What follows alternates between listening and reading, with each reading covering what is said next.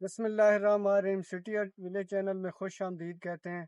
नाज़रीन, इस बढ़ती हुई महंगाई की वजह से हमारे आम पे भाव को पानी लगाना मुश्किल था, क्योंकि हम डीजल अफोर्ड नहीं कर सकते थे। लिहाजा हमने आज सोलर सिस्टम इंस्टॉल किया है और आपको उसका व्यू दिखाते हैं। बड़ा अच्छे तरीके से चल रहा है। अब जो है ना, हमारे सारे बाग को जो है पानी सोलर सिस्टम से लगेगा, क्योंकि बिजली के यूनिट्स बहुत ज़्यादा महंगे हो गए थे और हम अफोर्ड नहीं कर सकते थे। हमारा आपको भी यही मशवरा है कि सोलर सिस्टम इंस्टॉल करें, ताकि जो है ना, मज़ीद अखराजात से बचा जा सके।